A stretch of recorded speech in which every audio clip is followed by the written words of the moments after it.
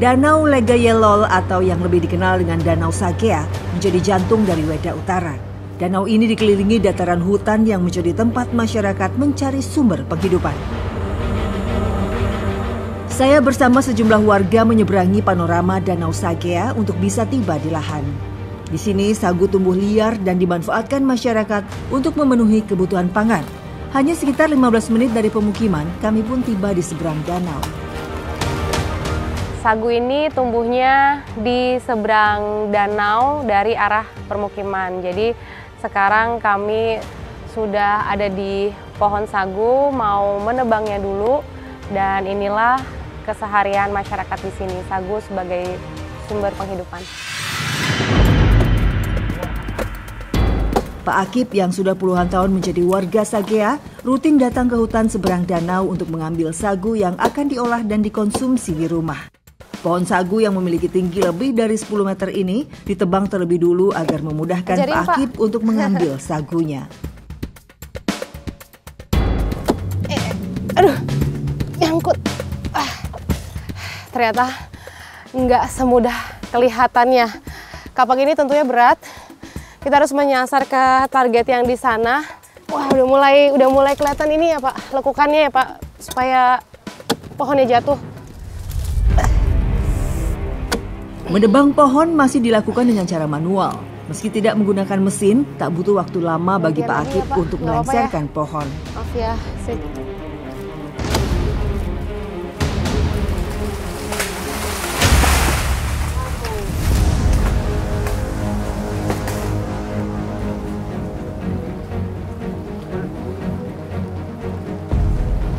Ini dia isian dari batang sagu yang akan kita olah di pinggir danau.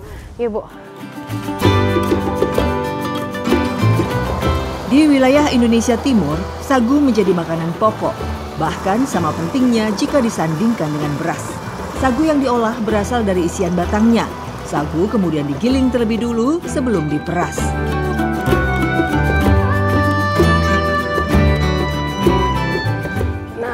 Proses memeras ini untuk mendapatkan sari dari sagunya setelah tadi digiling. Jadi ini kita membuang ampasnya dulu. Terus nanti kita saring lagi ya Bu. Sekali lagi dikasih air supaya sagunya ini muncul keluar. Nanti adanya di bawah ini nih wadahnya di dalam air. Warga yang menyandarkan kehidupan dari hasil pohon sagu mulai dibayangi kecemasan akibat pencemaran. Khawatir akan berdampak kepada tanaman pohon sagu yang tumbuh di sekitar danau. Sejak adanya perusahaan, ada ini pencemaran. Kalau musim hujan, kita punya danau ini dia kelihatan sungainya, dia coklat. Padahal dulunya sebelum perusahaan itu dia ini cerah saja. Biar kalau danau ini kan dia terbanjir. Tidak banjir. Tidak banjir. Jadi kalau sungai-sungai kecil itu dia warna biasa-biasa saja. Tapi setelah adanya perusahaan ada pencemaran. Apa yang paling Ibu rasakan Bu dampaknya di kehidupan sehari-hari? Ya karena memang di danau ini kita punya mata pencaharian kan di danau. Jadi kalau ada pencemaran berarti ikan juga kurang. Ini dia kita mencari untuk makan ikan juga sulit didapat. Sebetulnya apa sih Bu yang masyarakat di sini tuh ingin sekali menyuarakan Bu gitu? Kami masyarakat di sini ingin sekali supaya di lingkungan mata pencaharian di sini ingin aman, jangan terganggu pencemaran. Di Sagea, sagu sejak lama tumbuh secara liar di tepian danau. Semakin ke sini, jumlah pohon sagu yang bisa dimanfaatkan semakin sedikit. Hari ini kami menyaring sari sagu yang jumlahnya tak seberapa dibandingkan biasanya. Nah, ini dia. Sari sagunya sudah terlihat jelas. Kalau diambil, lengket-lengket gitu. Mendekati akhir tahun seperti sekarang, diperkirakan menjadi puncak musim hujan. Hal ini tentu menghantui masyarakat. Beruntung kami datang ke tepian danau saat hari sedang cerah. Kini saatnya kembali ke rumah untuk mengolah sagu. Nah, ini sudah terisi 1 karung penuh. Biasanya memang ditinggal begitu saja oleh Pak Minggu karena harus menunggu kering baru bisa diolah. Jadi ya sudah, ini diendapkan di dalam karung seperti ini.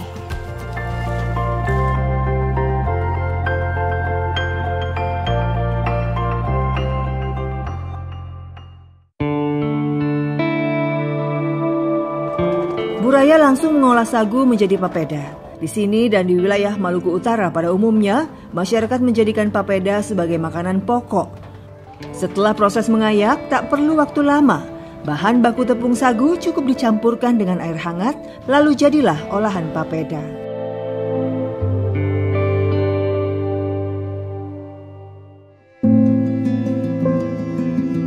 Selain papeda, sagu yang siap dimakan merupakan sagu yang sudah dipanaskan di api dan dikeringkan. Suasana hangat dan nikmat menemani makan siang kami hari ini. Di tengah kekhawatiran akan sumber daya alam yang semakin tergerus di kampung ini. Ini dia sagunya yang udah kering. Sebenarnya kalau nggak terlalu keras bisa langsung dimakan, tapi karena udah keras banget ya Bu ya, dia harus dikasih air dulu, dicelupkan. Ini saya pertama kalinya nih Bu, nggak apa-apa langsung aja gigit ya. Oke.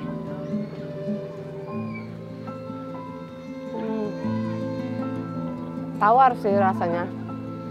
Jadi memang kalau makanan pokoknya orang sini dan secara keseluruhan mungkin Indonesia Timur ya Bu, ya dari sagu ini dan papeda.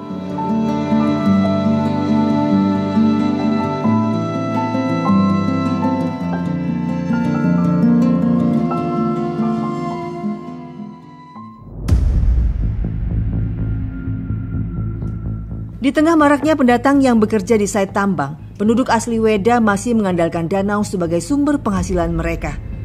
Pak Said salah satunya. Ia mendirikan keramba di Danau Sagea untuk budidaya ikan. Bahkan bibitnya murni didapat dari endemik yang hidup di danau ini. Kegiatan seperti ini dilakukan setiap hari oleh Pak Said. Di usianya, ia tak lagi memiliki minat dan tenaga menjadi pekerja tambang. Meski belum merasakan panen, ia mencoba peruntungan dari keramba sederhana ini. Perbedaan dulu, kalau Bapak bilang kan Bapak dari 2005. Terus sekarang mencoba budidaya ikan ini lagi ya kan, ikan bandeng. Itu perbedaannya apa yang paling terasa Pak dulu dan sekarang? Kalau dulu, kalau danau ini tidak terlalu keruh. Tapi sekarang sudah agak mulai keruh. Rasa ketakutan juga ada. Nanti kan dia berdampak pada ikan itu juga. Kekhawatiran masyarakat akan terampasnya ruang hidup mereka amat terasa. Tak hanya bagi manusianya, namun juga mengancam ekosistem lingkungan. Ikan bandeng yang ada di sini berasal dari air laut yang mengalir ke danau. Hal itu membuat ikan bandeng air asin ini sebetulnya merupakan potensi yang sangat besar. Apa daya, tak ada jaminan bagi Said terhadap keselamatan ikan yang ia budidaya jika pertambangan kerap mengancam.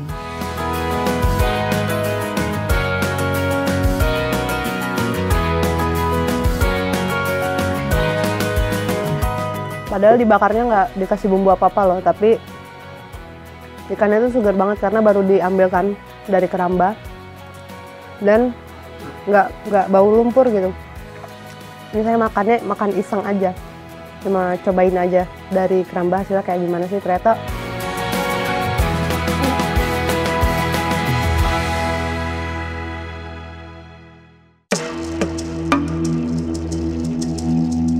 selain ikan, Danau Sagea juga menyimpan sumber pangan lain. Kerang menjadi alternatif komoditi bagi ibu-ibu di sini. Saya mengikuti aktivitas Bu Eda dan kawan-kawannya mencari kerang yang hidup di dasar danau.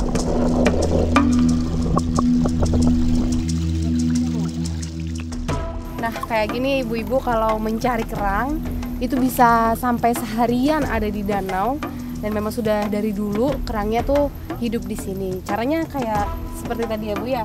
Kita ambil korek gitu terus kita kipas-kipas pasirnya. Air di danau terasa hangat. Hal ini membuat ibu-ibu tahan berada seharian di dalam air. Meski di bawah terik matahari, terkadang ketika hujan turun, mereka tetap bertahan demi mengumpulkan kerang yang banyak. Biasanya kalau sekali mencari kerang itu bisa dapat berapa banyak, Bu? Bisa 1 keranjang sampai yang 1 ember isi di. Oh gitu. Iya. Oh banyak ya? Iya. Apa yang Ibu paling takutkan dengan kehadiran perusahaan di sini? Yang kami sangat takutkan itu terutama di danau ini. Kalau tercemar kan nanti masyarakat apa namanya yang biasa ibu-ibu ngambil ini kerang ini itu tidak ini lagi, nggak bisa lagi. Bukan hanya 1 atau 2 orang yang merasa khawatir akan kegiatan ekstraktif dari perusahaan tambang yang beroperasi di sini. Mereka hanyalah rakyat kecil yang turut berjuang mencari penghasilan dari sumber daya alam. Selesai dari danau, Bu Eda dan kawan-kawannya bergegas menjual hasil tangkapan kerang. Mereka hanya menawarkan kepada tetangga sekitar dan diberi harga yang sangat murah. 1 mangkuk kerang ini hanya ditaksir Rp10.000 saja. Kesulitan dan kekhawatiran yang dirasakan masyarakat lingkar tambang di Halmahera Tengah menjadi bentuk perlunya perhatian ekstra dari pemerintah. Tak melulu hanya menyasar segelintir orang saja, menjaga kelestarian lingkungan seharusnya menjadi tugas bersama.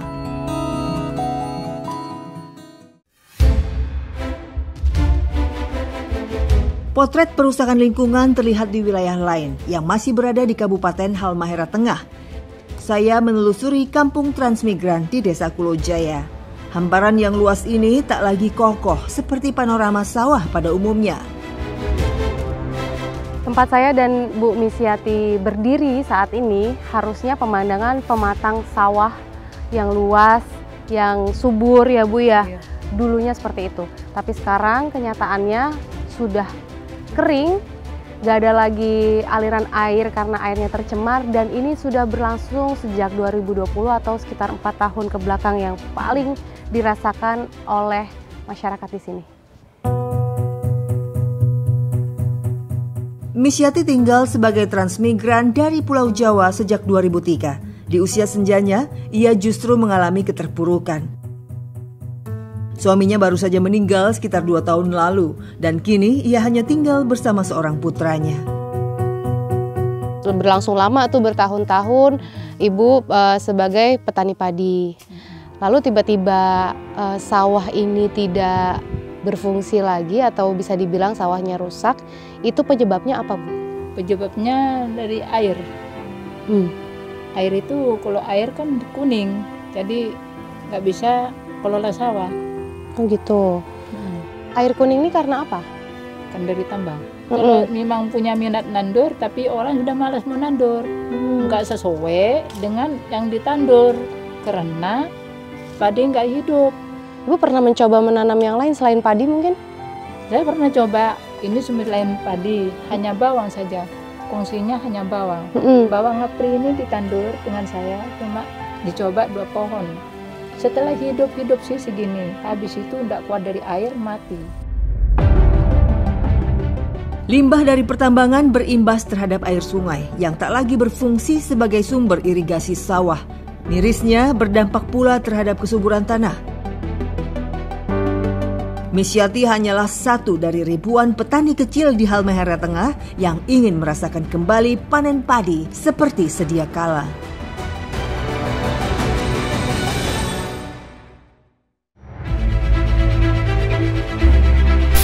Kegelisahan masyarakat telah dilontarkan dengan tagar Save Sagea melalui platform media sosial.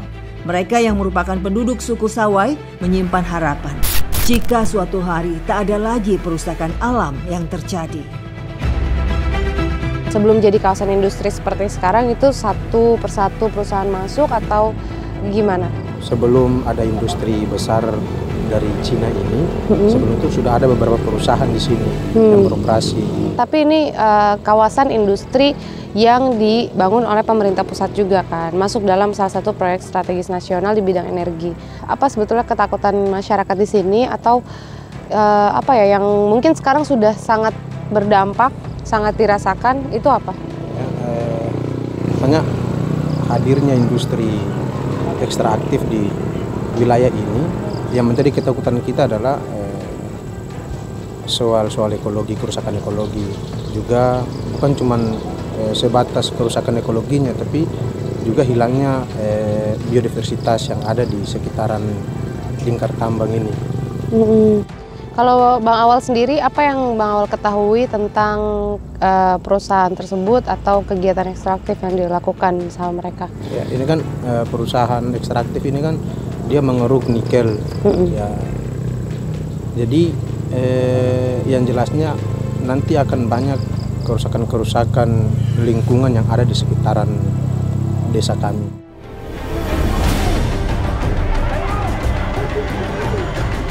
Memperjuangkan aspirasi dibarengi dengan perjuangan mencari sumber pangan menjadi hal penting yang amat disuarakan oleh masyarakat di Sagea. Desa Sagea seperti benteng pertahanan terakhir yang satu-satunya belum dikuasai aktivitas pertambangan.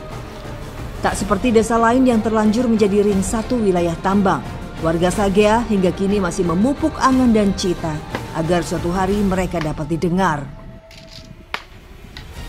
Intinya kita sebagai masyarakat yang terdampak punya harapan besar kepada pihak pertambangan maupun pemerintah daerah hingga provinsi sampai ke pusat agar tetap bisa mengawal proses berjalannya industri ekstraktif di sini agar Sagea ini bisa satu-satunya kampung yang bisa menjadi perhatian khusus karena ada penghidupan di sini. Bencana banjir dan pencemaran lingkungan jelas menjadi bentuk nyata bahwa kondisi alam tak bisa terus-menerus digerus dengan terpaan kegiatan pertambangan. Hal inilah yang menjadi mimpi masyarakat agar pemerintah dapat mempertimbangkan ruang hidup mereka.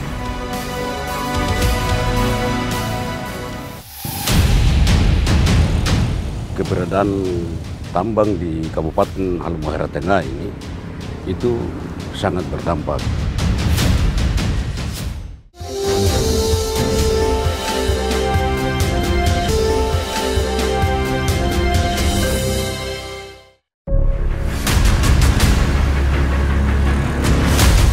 Kawasan industri Teluk Weda di Kabupaten Halmahera Tengah menjadi salah satu proyek strategis pemerintah dalam pengembangan bidang pertambangan. Industri ini mengelola nikel dan turunannya untuk dijadikan baterai kendaraan listrik, baja tahan karat hingga smelter. Namun pada kenyataannya, kehidupan masyarakat asli menjadi timpang. Kehadiran perusahaan-perusahaan raksasa dampaknya amat terasa. Utamanya bagi mereka yang menggantungkan hidup dari sumber alam di sini. Jadi keberadaan tambang di Kabupaten Halmahera Tengah ini itu sangat berdampak. Dampaknya ada di yang positif maupun yang negatif. Salah satunya menyangkut dengan misalnya pencemaran lingkungan yang dia disebabkan karena limbah-limbah, sampah, kemudian dan lain-lain itu. Jadi itu yang sangat berpengaruh aktivitas. Misalnya kalau kita mengarah ke Weda Utara, itu biasanya kalau Pemda dan IIP tidak cepat tangani, maka itu sampah-sampah itu berlimpahan di sepanjang jalan. Maka itu menjadi tanggung jawab pemerintah dan pihak perusahaan. Sehingga kami sering melakukan rapat-rapat instan dengan pihak perusahaan agar bagaimana penanganan sampah-sampah yang disebabkan karena keberadaan perusahaan itu sendiri. Jadi kemarin itu ketika dari beberapa bulan yang lalu itu terjadi banjir yang sangat besar, yang itu menyebabkan aktivitas lalu lintas yang di sepanjang wilayah lingkar tambang itu sangat berisiko. Tapi itu kami sudah melakukan penandatanganan MU antara pemerintah daerah dengan pihak perusahaan, dalam hal ini IIP, untuk penanganan jalan-jalan yang rusak. Dan itu salah satunya adalah pelebaran jalan di kawasan lingkar tambang. Adanya normalisasi kali-kali yang bisa menyebabkan banjir. Ada juga yang misalnya relokasi penduduk warga yang sering mengakibatkan banjir di daerah-daerah itu.